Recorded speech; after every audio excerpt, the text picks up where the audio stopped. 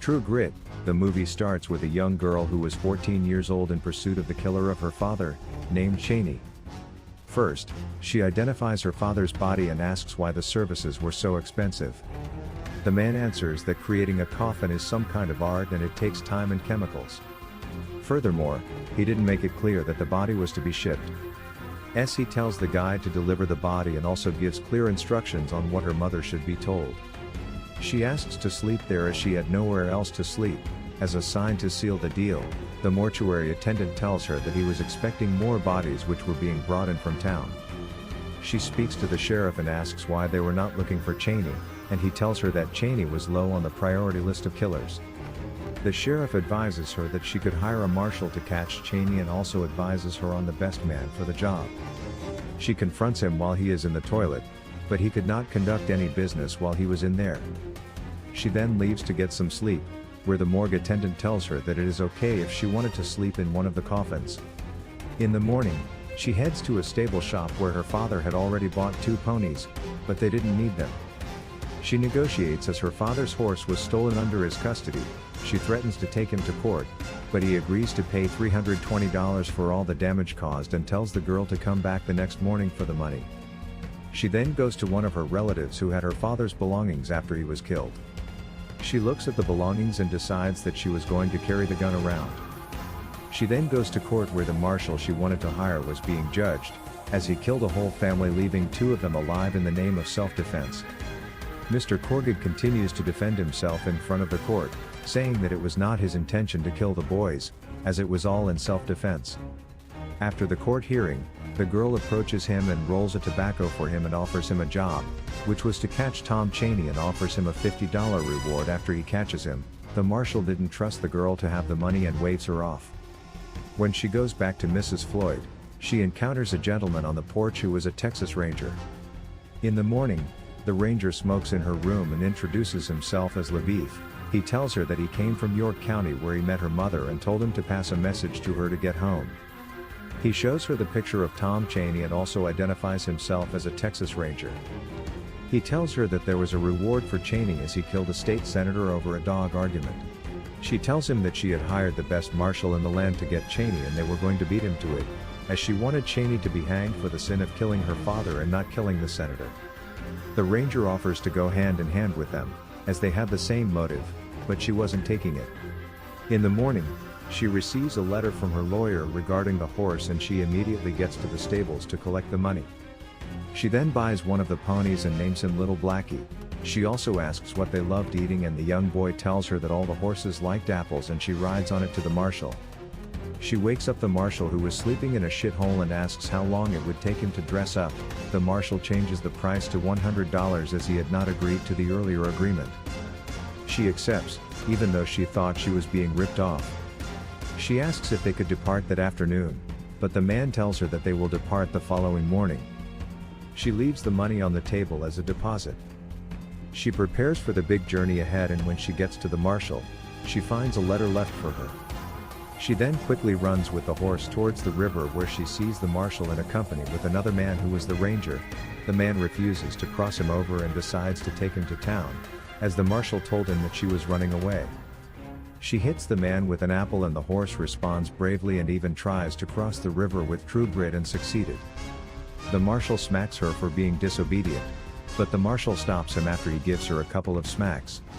At night, the marshal lays a rope around where he was to sleep to prevent being bitten by a snake. It all gets heated, and when they are about to fight, the girl offers to tell them a story. In the morning, she asks about LaBoeuf, and the marshal tells her that they had to split ways to catch Tom faster and where he was to be hanged. They argue they had different opinions, which led to them splitting up.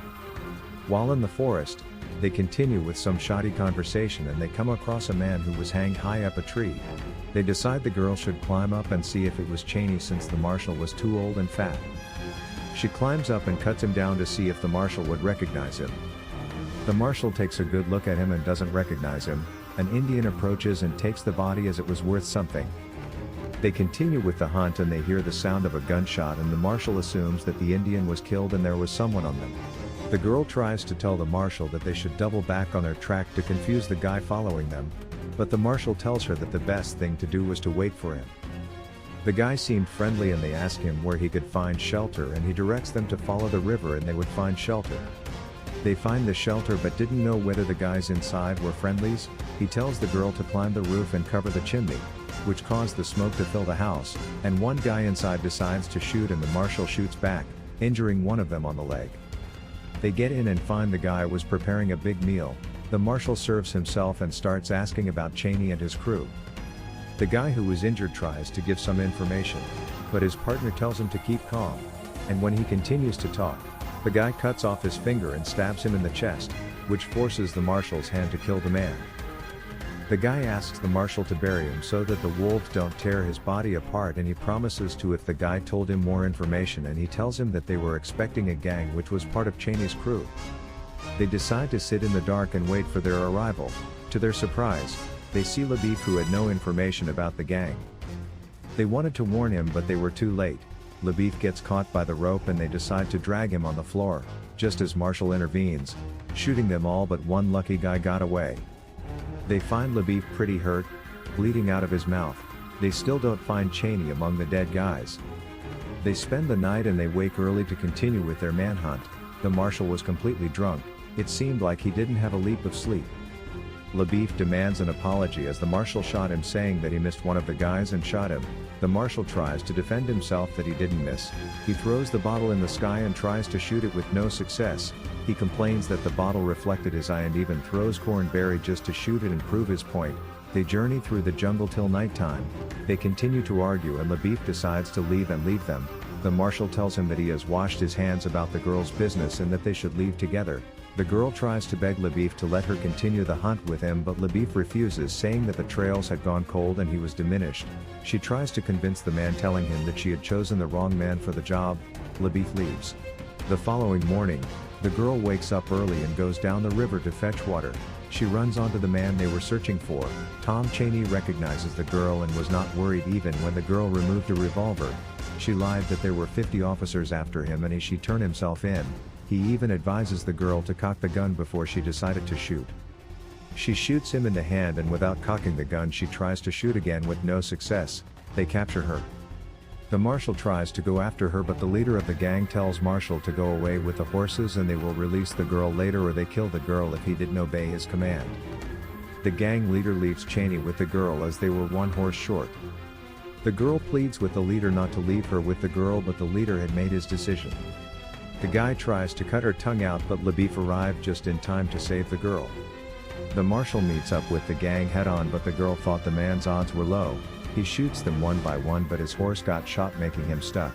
The gang leader approaches slowly, and when he was just about to shoot the marshal, LaBoeuf shoots him and saves the marshal. Just as LaBoeuf was boasting about the long shot, he gets hit on the head by Chaney. The girl quickly gets the gun and this time she remembers to cock it. She shoots Chaney on the chest, but the short gun recoils, throwing her to a hole where she hangs by the leg. She sees a body which had a knife on it and decides to pull it, take the knife and get herself out of there.